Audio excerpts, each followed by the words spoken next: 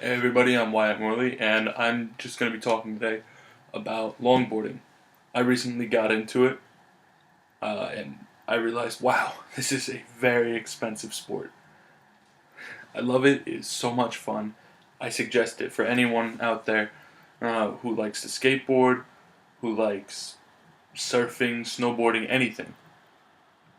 But let me just tell you, there's more than one type of longboard. There's there are so many types actually, different styles, different brands, and you might be thinking, "Holy shit, I don't know any of this stuff." But don't be afraid. I didn't either. And if you go down to a skate shop, whether it's Zoomies, doesn't matter. Someone there will be able to tell you about it, which is a huge lifesaver. Now, I recently bought a few months ago, maybe, I'm not sure how long ago. I recently bought this board, which is an arbor board with gull wing trucks and 72 millimeter wheels, also from Arbor. And this is beautiful board, bamboo. Check out. I love the design on the back. But anyway, this board costs me $179, and that's after I got a discount. Holy hell.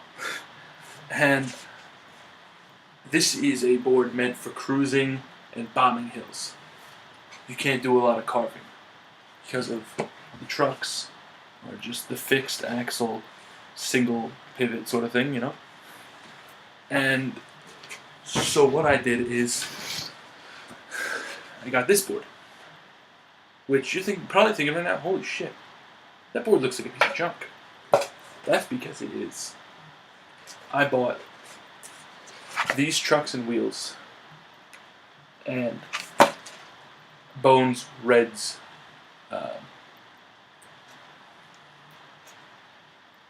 yeah, you know what I mean. Bearings.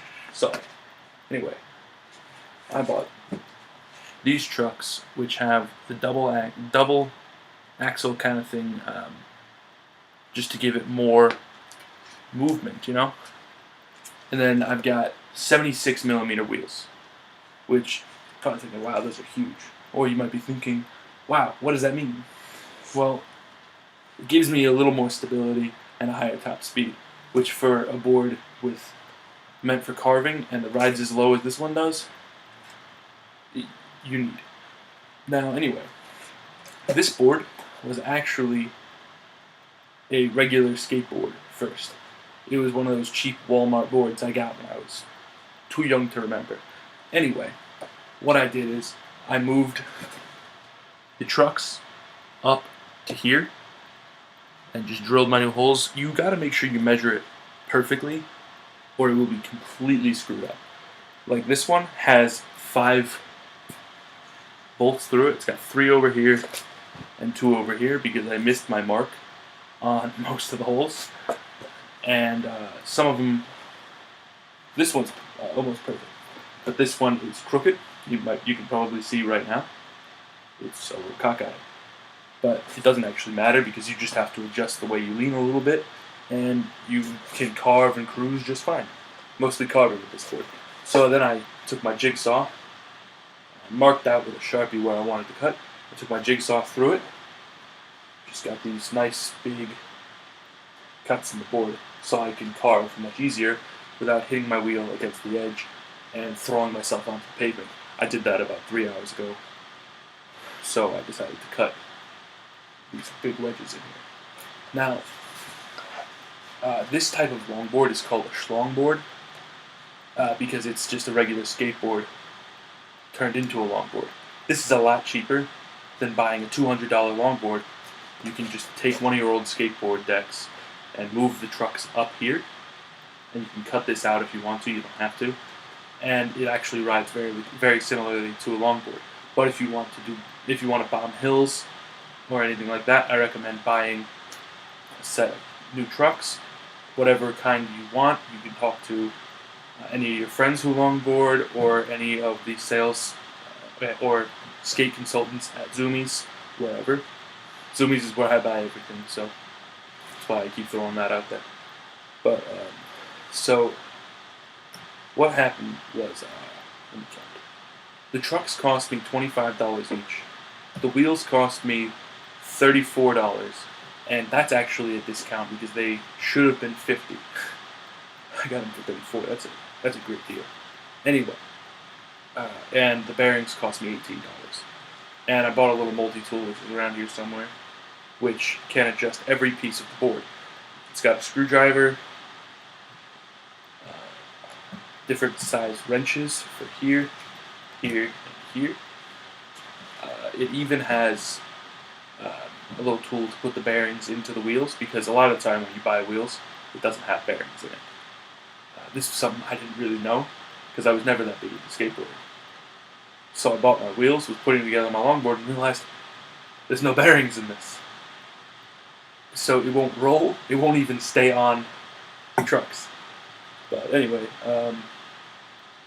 and the tool can put in and take out the bearings if you decide you want faster bearings, slower bearings, whatever. Like I said, the Reds were $18, and they're really good. They roll pretty well. Like, I hit this wheel and let it spin. It still spins minutes later. But like, I barely sit slow down. You've got to know to tighten up your wheels just right. It's too tight, it won't roll enough. It's too loose, it'll wobble, and you'll fall. Yeah, so like I said, $200 for a board that you may not be to your specifications, or you can spend $18 for bearings, or even $10 for bearings. Between $20 and $50 for wheels, and between $30 and $50 for trucks. You can buy cheaper ones. You can find them secondhand, buy them from friends. Doesn't matter. You can get it way cheaper. Make a longboard.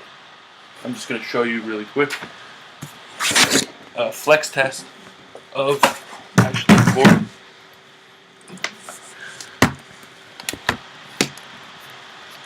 Just want to make sure you can see. Where'd you go? Hey.